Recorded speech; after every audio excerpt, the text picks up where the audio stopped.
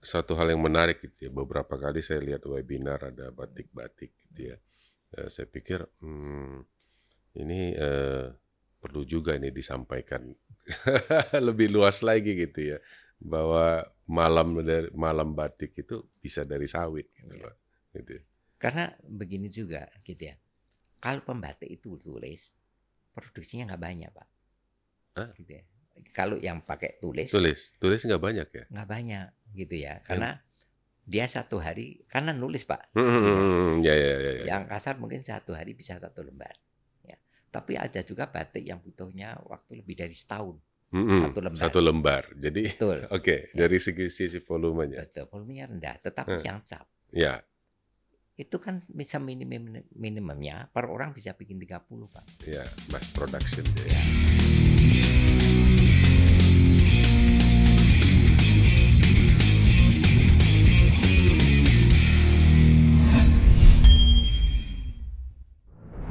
Saya Togar Sitanggang, selamat datang dalam Tagar Togar Podcast. Dan episode kali ini saya kira sangat menarik ya. Tamu saya pada hari ini, pada episode kali ini adalah Pak Indra Budi dari BPPT ya, Badan Riset kita ya.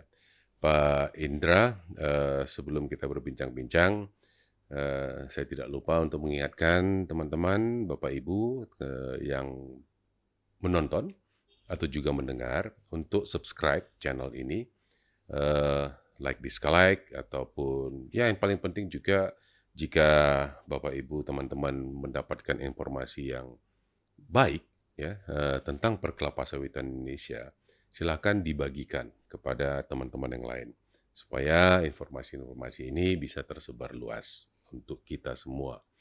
Eh, Pak Indra, apa kabar nih? Baik Pak. Ya, baik ya. Eh, Pak Indra ini salah satu periset ya yang melakukan researcher di BPPT. Dan kalau saya pribadi, saya kenal Pak Indra ini banyak sekali melakukan riset yang berhubungan, ya bukan banyak, setidaknya yang sering saya dengar adalah melakukan riset mengenai kelapa sawit, ya Betul. minyak kelapa sawit. Apa saja Pak yang sudah Bapak lakukan dari eh, produk kelapa sawit untuk risetnya? Saya kenal dengan kelapa sawit dulu itu pendekatan dengan biomas dulu Pak. Oh, mulai dari biomas ya justru. Biomas gitu Oke. ya. Mhm. Karena dari tandan kosong itu dulu kami bikin dengan pulp Mhm. Pulp. ya, Oke. gitu ya. Dari pulp kemudian dari particle board Mhm. gitu. Mhm. Ya, itu yang kami lakukan. Eh, kemudian tidak ditangkap di Indonesia. Mhm. Tapi di luar. Saya dengar Malaysia sekarang Ya, punya, tetapi untuk cup, kanu yang yang tidak putih kali ya. iya Mhm. betul Mhm. gitu ya. Mhm. Atau bisa dipakai untuk industrial sebetulnya Mhm. ya, Mhm. gitu, Mhm. Pak, gitu, Mhm. gitu.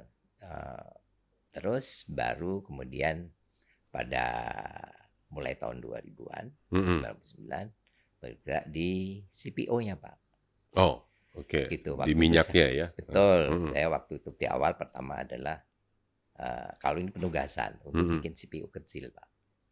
CPO kecil. Iya, Mhm. kilang yang kecil, Mhm. gitu Mhm. ya. Gitu. Baru kemudian setelah itu kami bergerak di khusus minyak sawit dalam hilirisasinya, Hmm. gitu. Oke. Ya. Dari Ya. hilirisasi ini yang sudah dilakukan riset apa aja? Banyak. Sebetulnya adalah mulai dari pelumas, gitu ya. Mhm. Kemudian menjadi produk-produk seperti uh, zinc stearat, kalsium stearat Mhm. untuk aditif di uh, industri karet, Hmm. ya, Industri karet. betul. Mhm. Kemudian pada food, gitu Mhm. ya, kami mengejar itu adalah sebenarnya untuk lemak yang rendah kalori, Oke. gitu ya, karena Hmm. itu riset belum selesai. Hmm. Industri karet, kita kembali sedikit. Industri karet ini kemudian untuk apanya? Untuk plasticizer-nya, Mhm. gitu ya. Karena di industri karet itu kan harus ada stearat, mm, sebenarnya sabun stearet lah mm, gitu ya, mm, mm, sabun zinc, sabun kalsium gitu mm, ya, di dalam supaya dia lancar dan bisa dicetak segala macam gitu. mm. Jadi kalau kita memegang atau melihat produk yang turunan karet, Ya, ya kemungkinan sawit ada di dalam, ada Pak. ya, gitu ya. Di komponnya itu selalu ada. Selalu ada, gitu ya. Termasuk ban, Untuk ban, untuk karet gelang, mungkin karet gelang. bukan ya. Itu inilah untuk di mobil, Ah, untuk bagian bahan karetnya kan banyak ya. ya, Untuk landasan meja gitu ya, itu oke, segala macam. Itu kan dari karet-karet ya. ya. Gitu. Dan kemungkinan ada di sana. Karena Ah, apakah itu apa ya? Selama ini apa yang dipakai untuk itu, untuk stearat ini? sebetulnya ini ada substitusi impor saja. Kita tidak Oke. produksi. Gitu Ah, ya. ah, Gitu ya. Gitu. Jadi ada produk impor dan itu substitusi. mm-mm, Ya. mm-mm. Ya. Karena terus terang selama ini yang saya tahu di ban, ya, Ya.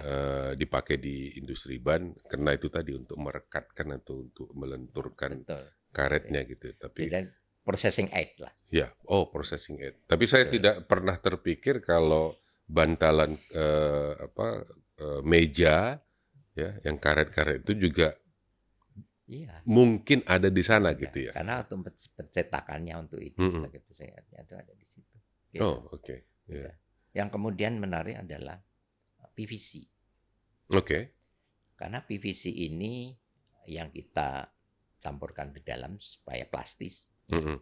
Jadi kan supaya lentur, Mm-mm. itu adalah menggunakan plasticizer. Mm-mm. Nah, ini turunan phthalate. Mm-mm. Phthalate ini tidak bagus. Mm. Gitu ya, karena satu penyebab lupus, Mm. kedua penyebab feminisasi. Mm-mm. Gitu ya. Jadi kalau anak laki-laki kecil itu Mm-mm. jadi feminin. Mm-mm. Gitu ya. Mm. Itu ya. Nah, itu gantinya sebenarnya ada turunan dari olein. Dari olein justru. Betul. Mm. Gitu ya. Dari olein yang kita sintesa, kita modifikasi strukturnya. Mm-mm. Dipakai di situ. Karena kalau yang plastis itu jumlah plasticizernya itu bisa 40% dari material total. Oh, Gitu. ya, oke. Betul. Tapi kalau itu sudah di-applied ya, sudah dipakai atau Dipakai di sini karena phthalate sangat murah. Tetapi kan di luar ini sebenarnya sudah pada dilarang, Pak. Itu penggunaan itu untuk yang kontak ke dalam makanan dan masuk ke dalam misal botol susu, botol segala macam itu yang kontak dengan makanan atau dipakai itu. Karena phthalate tadi itu tidak terikat kimia. Jadi campuran saja sehingga bisa licin masuk ke dalam body air. Oke. Gitu. Jadi memang harus hati-hati dalam itu untuk bahan. Oke, sesudah itu riset apa lagi, Pak? Coating tadi juga, gitu ya. Pelumas belum selesai, gitu ya. Kemudian banyak. Kalau pelumas, saya sudah lama dengar sebenarnya, ya. Termasuk kalau tidak salah waktu saya mulai di industri ini tahun 93, pelumas itu pun sudah saya dengar, gitu ya. Ya. Karena pelumas sebelum minyak bumi ditemukan kan pelumasnya lemak, Pak. Iya, betul. Berarti 1000 lemak hewan ya. Gitu ya. Sebelum mulai peradaban manusia menggunakan roda, ya. Kan pelumasnya dari lemak. Dari lemak hewan waktu itu ya. Betul, ya. Gitu. Kemudian dari minyak bumi gitu. Tapi dengan dananya olein terutama ya, gitu ya. Atau ya itu kan bisa dimodifikasi secara kimia menjadi produk yang satu bisa ramah lingkungan, kedua food grade. Nah, itu yang saya kira penting dan sebagai alternatif terhadap jenis-jenis pelumas yang ester yang stabil, mempunyai karakteristik. Ya, tapi ya lagi-lagi saya bilang, tapi belum terlalu banyak atau karena harganya mahal. Betul, pastilah, gitu ya. Karena betul. Lebih mahal pastinya kan. Kalau pelumas dari minyak bumi itu kan yang bagian-bagian terakhir dari minyak buminya sendiri yang dipakai ke sana kan ya. Jadi memang marketnya mungkin lebih tipis gitu, tapi market itu tumbuh gitu ya. Gitu ya. Tapi juga pelumas ini konsumsinya tidak sangat besar sebetulnya. Gitu ya. Gitu ya. Nah itu yang sebenarnya harus dicermati karena saya lihat sawit ini sebetulnya kan di minyak ini harus bagaimana menyeimbangkan mencari produk-produk baru yang belum dipakai, gitu ya. Jadi tidak hanya substitusi, tetapi masuk ke sektor-sektor baru yang belum bisa tersentuh, gitu menurut saya. Atau meningkatkan konsumsi minyak sendiri dari ketakutan, karena 70% sekitar lah ya, gitu. Kan dipakai untuk food. Ya, betul. Tetapi kecenderungan manusia ini kan kemudian tidak pengen makan lemak terlalu banyak. Iya. Gitu ya. Karena kesadaran itu dan kalorinya sangat tinggi. Nah, itu yang menjadi kami pikiran bahwa harus di alternatif. Bagaimana orang tidak takut minyak itu, takut gemuk. Itu ya. Satu. Kedua yang kami lakukan juga spesifik kita modifikasi lemak dari sawit ini menjadi untuk bayi. Nah, kalau bayi terbalik, dia harus terserap 100%. Tidak boleh ada lemak tinggal, ya, tinggal. Karena kalau tertinggal dia akan bersifat konstipasi. Ya. Gitu ya. Nah, ini harus terserap 100%. Gitu ya. Nah, apa dunia sudah ada gitu ya. Tetapi turunan dari babi. Gitu ya. Mungkin ada yang lain bukan dari babi. Nah, itu alternatif sawit kan menjadi alternatif yang menarik. Gitu. Nah, kami melakukan di situ juga. Gitu. Oke. Terus apa lagi yang di riset? Soalnya secara karir kan namanya BPPT ya.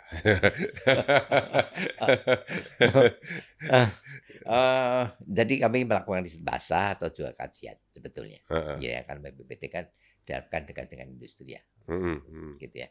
Dan satu adalah melihat perspektifnya, gitu ya, gitu. Dan mungkin belum dilakukan riset, tetapi kami lihatnya adalah sebetulnya yang dari biomas yang besar tadi untuk menjadi, karena bukan miminnya ya, gitu ya, menjadi produk-produk yang sebagai substitusi kayu. Gitu ya. Karena sekarang kan sangat besar di BPC ya. Ya, pasti composite. Tapi base-nya kan kalau bukan dari wood gitu ya, akan sensitif terhadap humidity gitu ya. Nah, itu kan harus diatasi gitu. Ya itu. Nah, sawit dengan adanya mungkin sekarang udah 200.000 harus ditopang tiap tahun gitu ya. Dan biomasa lainnya gitu ya. Nah, itu menjadi harus bisa menjadi alternatif saya kira, tetapi harus ada tambahannya gitu ya. Itu. Dan dulu saya ada beberapa jenis yang kita riset yang sebenarnya turunan-turunan yang sudah ada, tapi waktu itu masih berimpor gitu di awal tahun 2005-an. Itu diperbaiki atau dipertajam. Iya betul, atau berusaha untuk dikuasai untuk bisa dilakukan di Indonesia. Gitu ya. Gitu ya. Baik untuk farmasi, gitu ya. Farmasi misalnya adalah kami lakukan untuk kosmetik ya. Misalnya ada DHSA, dihidroksistric acid, yaitu sebagai emulsifier tetapi untuk kosmetik. Ya, karena dia memberi karakteristik yang sangat baik karena sisi yang suka airnya itu lebih banyak. Gitu, sehingga dia bisa menempelkan lebih bagus. Untuk gitu, kosmetik. Betul, jadi gitu ya. Jadi kalau ya para wanita pakai itu nggak cepat luntur gitu ya. Ya. Terus terakhir mungkin yang sedang sering kita dengar ini adalah lilin ya. Iya. Kalau ini sebetulnya idenya tuh kecelakaan lah. Oh, idenya kecelakaan.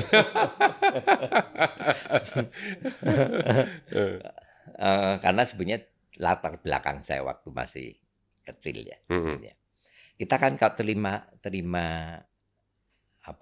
stearin, ya, itu kan wujudnya selalu bubuk ya. Gitu ya.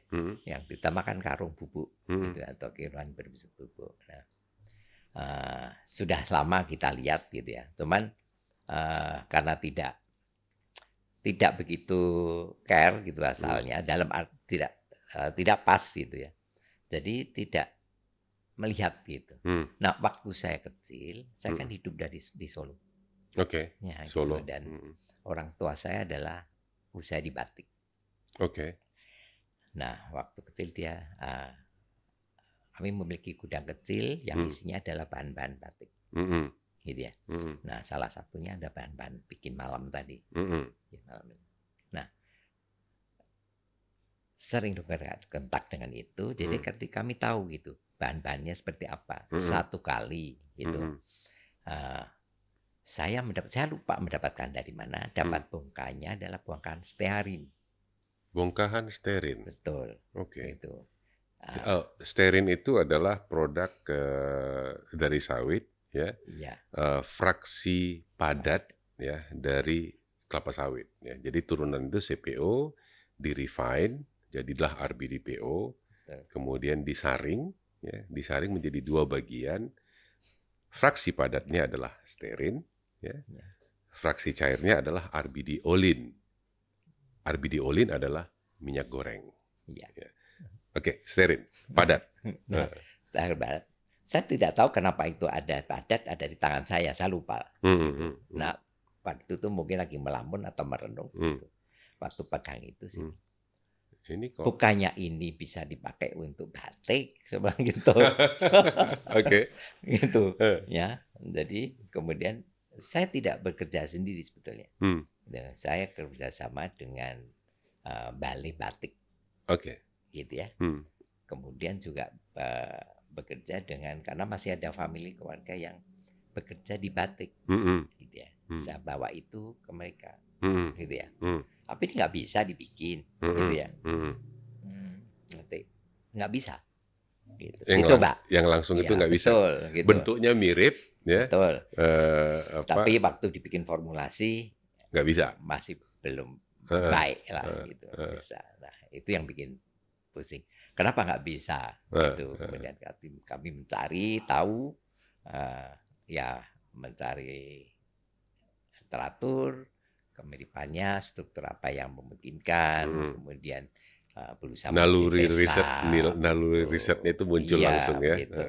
Dan dicoba gitu, tidak sekali berhasil juga, dan belum 100% sebelum berhasil, karena iPhone aja 10, 11, 12 gitu.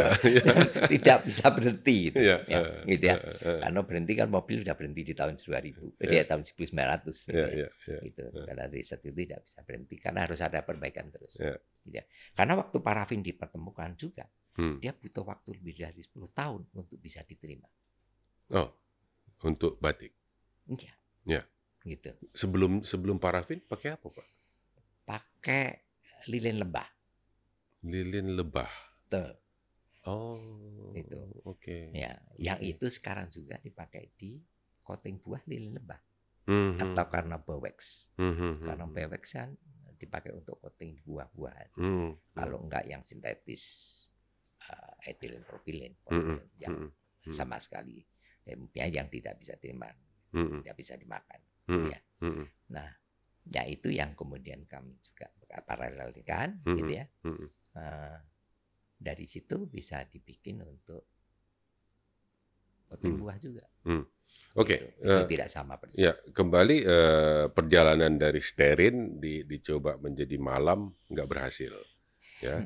Terus kemudian dianalisa, dilihat-lihat ini apa masalahnya gitu ya. Iya betul. Terus sesudah itu gimana, Pak? Nemunya gimana nih? Ya, nemunya sebenarnya eksperimen juga, gitu, laboratorium. Kemudian kita mencoba di basic malam ini, gitu ya. Meskipun varian malam ini kan sangat banyak, ya tergantung mudahnya.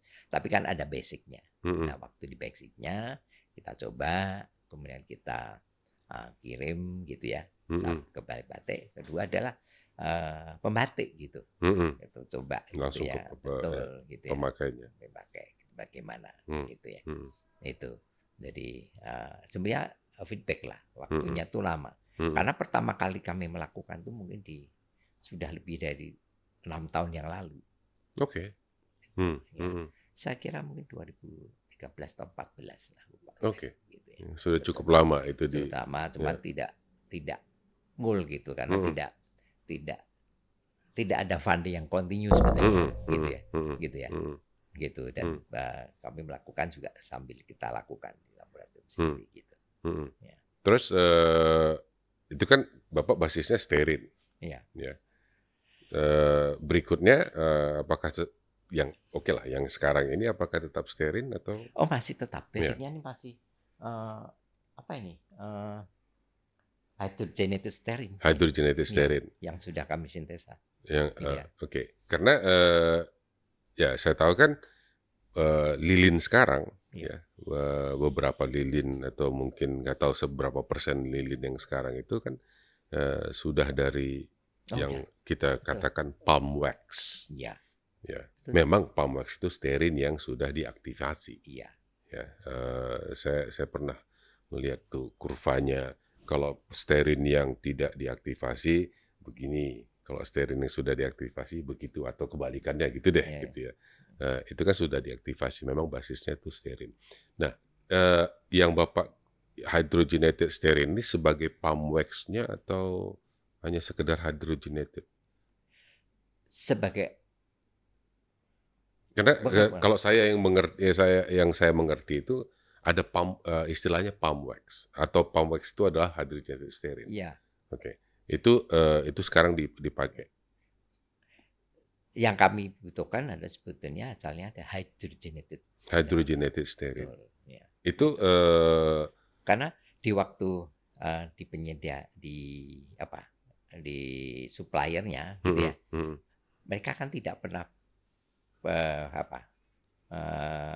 terkait langsung atau ini belum pernah dipakai. Ya, jadi yang ada di supplier adalah dari palm wax yang kami inginkan adalah spek-spekannya yang iodine value-nya sangat rendah. Oke. Gitu ya. Tetapi juga stearinnya tinggi sekali. Cukup tinggi. Ya, harus tinggi gitu. Ya. Gitu. Jadi basicnya sebenarnya di situ. Gitu ya. Makanya kalau kita lihat di mereka sementara spek gitu dari komponen kimia di situ ya itu kan tidak terlihat jelas gitu ya.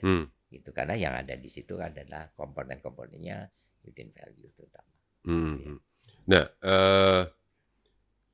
dari 6-7 tahun yang lalu sampai betul-betul bisa diaplikasikan gitu ya. Itu kira-kira kapan, Pak? Kalau tadi kan 6-7 tahun itu kan mulai-mulai gitu ya. 17-an ya. 17 itu sudah ada. Ya, gitu ya. Tapi kemudian ya itu maju mundur. Iya, karena tidak fundingnya tidak ada gitu ya. Pendekatan yang kami lakukan adalah menggunakan yang ada. Kami kirim kepada kami berpikir ya pembatik dicoba saja gitu. Gitu. Jadi feedback dari situ itu yang kami dapatkan sebetulnya. Yang jadi problem sebenarnya kan kalau bahan baku tadi tidak sama gitu karena batch-nya berbeda gitu. Nah, itu waktu kami sintesa akan menghasilkan yang berbeda gitu. Nah, pembatik yang akan mengeluh gitu. Ini kok nggak sama gitu ya. Gitu. Ya, karena para pembatik membutuhkan konsistensi dari kualitas gitu ya. Betul. Gitu karena mereka akan makan formulasi terhadap ini akan menjadi sangat sulit gitu ya. Karena ya komposisinya berbeda-beda kan susah. Gitu. Nggak harus sama terus. Itu yang penting dalam hal ini. Ya. Gitu. Itu sorry, ini kan agak rada coklat, yang sana putih. Bedanya kenapa, Pak? Karena ini kan sebenarnya cuma sebagian dari membuat ini. Oke. Ya. Oh, sebagian. Betul. Ya. Di sini ada namanya gondo ya, gitu ya. Gitu. Ini sudah gitu ya. Sudah diproses lagi. Betul. Gitu ya. Ada tambahan-tambahannya. Gitu ya. Untuk lebih spesifik kepada menjadi malam. Menjadi malam. Ya. Karena di sini ada turunan minyak bumi-nya. Oh, di sini ada 2 jenis ya. Oh, oke. Di aslinya yang benarnya ada 2 jenis yaitu parafin dan mereka sebutnya microwax. Parafin adalah katalog ya. Satu yang rata panjang dia adalah siklik. Yang bentuk microwax tadi mahal sebenarnya. Yang di sini sudah kita hilangkan. Kami hilangkan di situ yang mahal tadi. gitu yang turunan minyak bumi di sini, yang parafin masih sedikit. Substitusi seperti sebenarnya biodiesel ke minyak bumi gitu ya. Tetapi sebenarnya insunnya adalah memasukkan sawit ke dalam malam yang dulu tidak mengandung minyak sawit. Satu. Kedua, di dalam pembuatan ini dulu menggunakan dulu kala ya, gitu ya. Dulu dan mungkin sebagian masih menggunakan lemak hewan. Itu meskipun sebenarnya sangat kecil itu. Ya. Nah, dengan ini sudah tidak perlu lagi menggunakan unsur lemak hewan itu tadi. Gitu karena lemak hewan tadi menjamin halal sebenarnya. Gitu ya. Dari sisi itu. Gitu. Jadi tidak ada unsur halal non halalnya karena itu dari tanaman ya. Itu jadi ada dua sisi gitu ya. Memasukkan unsur minyak sawit ke dalam dunia batik yang dulu tidak ada. Kedua adalah unsur kehalalannya. Seberapa banyak atau pebatik atau perajin batik yang sudah mulai memakai? Sebenarnya ini baru kami kenalkan, gitu ya. Baru tapi dikenal. Ya betul. Kapan ini kira-kira kenal? Gitu ya. Kami sebenarnya mulai mengenalkan ya mulai dari 2017. 17 tadi ya. Masih terus berlangsung sampai sini ya.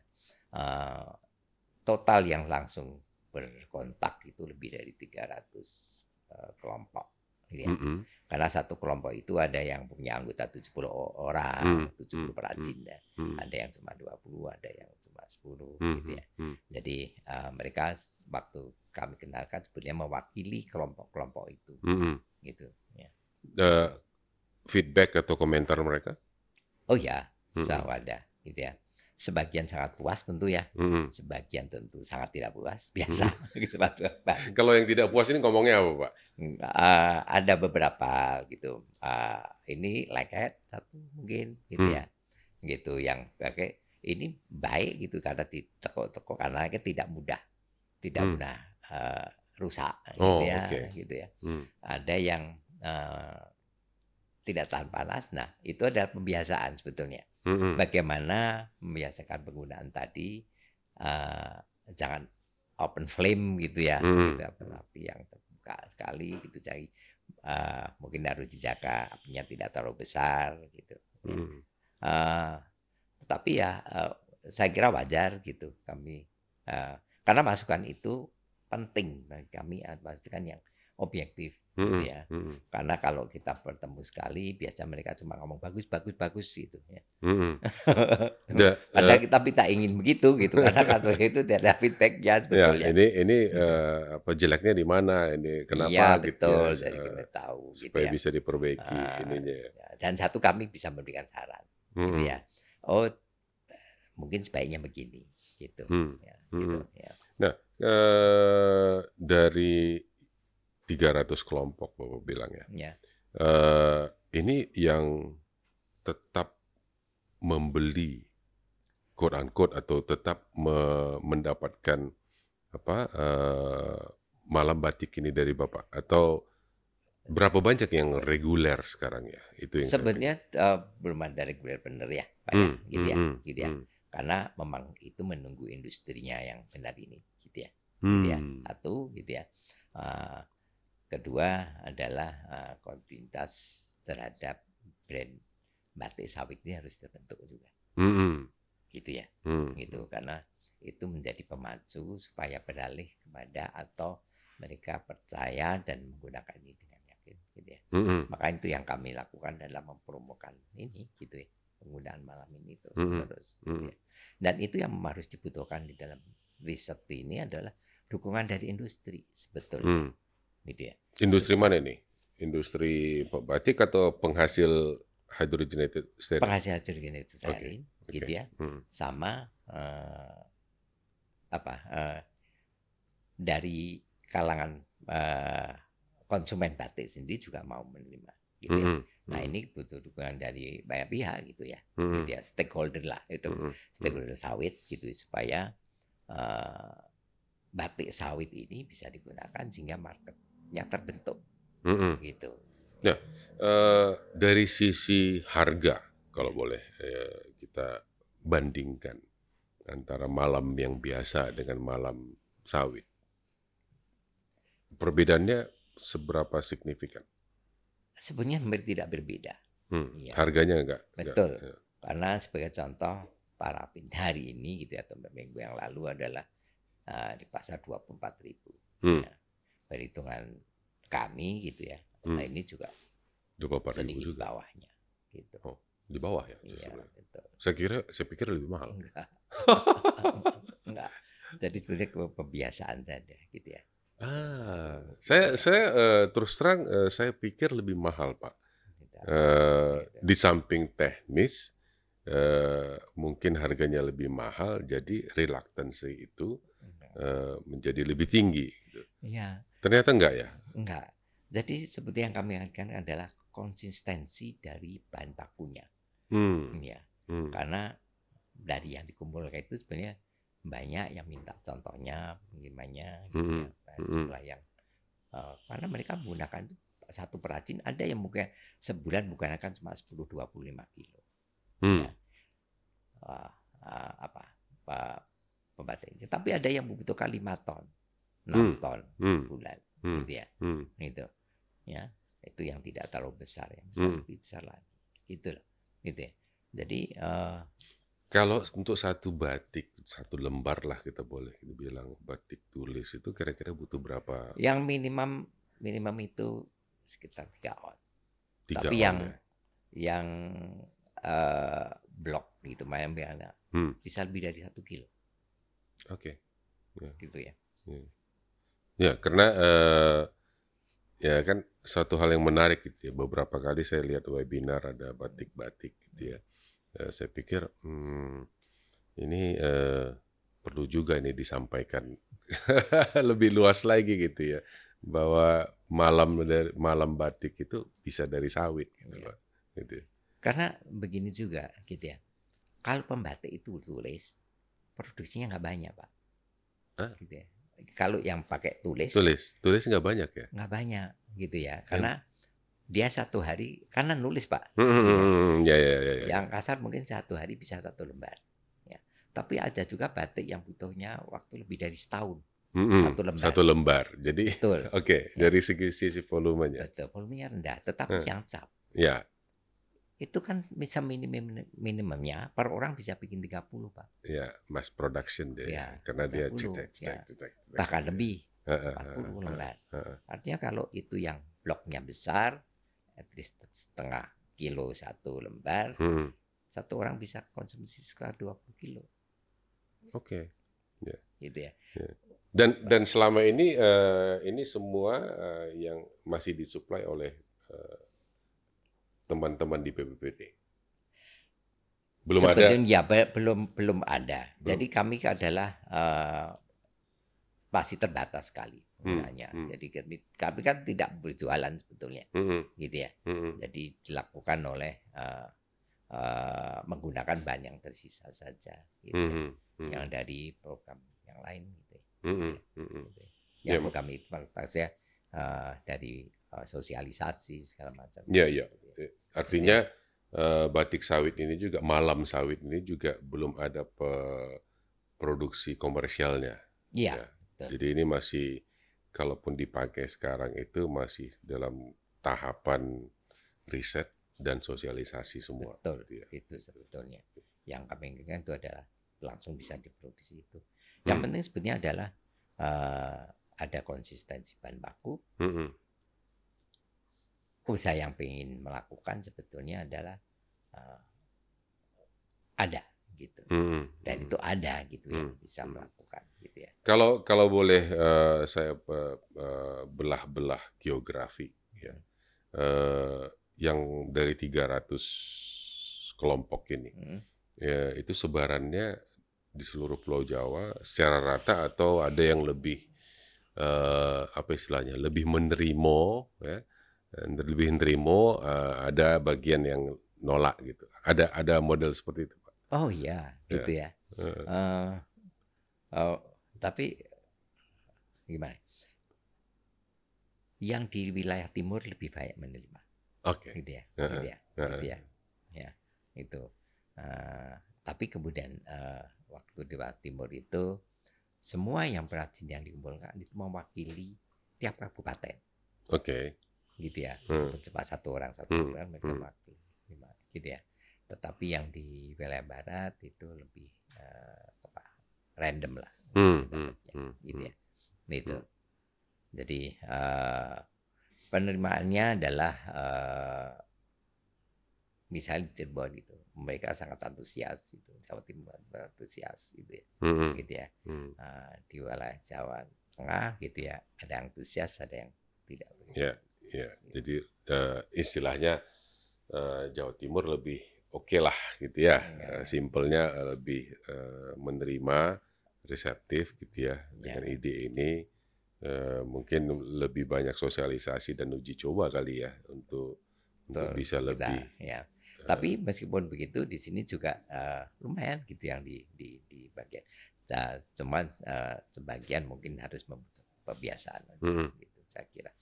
Ya, suatu kebiasaan yang sebelumnya bertahun-tahun untuk berubah kan kadang ya butuh waktu, butuh sosialisasi dan butuh ya kerja keras juga lah dari semua pihak gitu ya. Saya kira harus itu. Gitu ya. Karena supaya namanya riset ya, supaya tidak terhenti. Gitu ya. Gitu ya. Dan saya kira sudah ada lumayan banyak yang menerima, kata persentase dari sini tuh lumayan banyak. Saya kira lebih dari 50% ada seperti yang menerima. Oke. Terima kasih Pak Indra. Perbincangannya sangat menarik. Sawit itu produknya sudah sampai ke batik. Ya. Batik itu kan bisa dibilang menjadi suatu tradisi bangsa ya. Walaupun memang banyak lebih terkonsentrasi dalam tanda kutip ke Pulau Jawa, tapi di banyak daerah juga sudah mulai ada batik-batik lokal ya. Dan ini bisa boleh dibilang batik itu warisan dari Nusantara. Ya, jadi dengan adanya malam dari sawit ini semoga ini bisa sesuatu hal yang baru yang menjadi produk hilir dari kelapa sawit dan bisa dikenal. Ya kita biasanya kalau kita waktu offline dulu hari Jumat itu rata-rata semua pakai batik kan gitu ya. Ya di Jakarta lah paling tidak gitu ya. Atau memang ada yang kita yang memang terbiasa memakai batik setiap harinya gitu ya. Jadi kalau tadi perbincangan kita kalau batik ini malam dari malam batik ini bisa dari sawit bisa betul-betul dipakai secara lebih luas lagi ya, artinya setiap kita ya pada hari Jumat yang memakai batik kemungkinan besar itu terbuat dari malam sawit juga kan gitu ya. Ya jadi karena sebenarnya gini, kalau dulu kalau ada acara resmi setengah resmi gitu ya, kita kan terpaksa harus pakai mempersiapkan diri, kalau mendadak nggak bisa, harus pakai dasi, batik sekarang, jadi pilihan. Kadang kita sering pakai saja karena dengan itu sudah resmi. Udah bisa dipakai apapun. Gitu. Ya, karena itu sudah menjadi kebiasaan kita juga ya di di Jakarta yang lain pakai dasi jas dengan batik itu sudah dianggap resmi juga gitu ya. Jadi baik ya, sekali lagi terima kasih Pak Indra sudah bergabung, sudah berbincang-bincang, sudah berbagi ya, kepada kita bahwa produk turunan sawit itu sudah menjadi bagian dari warisan Nusantara ini. Ya. Semoga inovasi-inovasi lain yang akan kita harapkan akan tetap muncul dari BPPT, Pak Indra dan teman-teman, terutama di sektor atau industri perkelapa sawitan. Baik, terima kasih sudah mendengarkan, menonton dari podcast saya ini, Tagar Togar Podcast. Jangan lupa untuk subscribe, like, ataupun berikan komentar. Mau dislike, saya juga terima. Dan bagikan, terutama ini nih, masalah batik ini ya, ternyata dari Malam Sawit. Bagikan informasi ini kepada teman-teman yang lain, ada loh batik yang dibuat dari bahan sawit. Sekali lagi terima kasih, sampai jumpa pada episode berikutnya.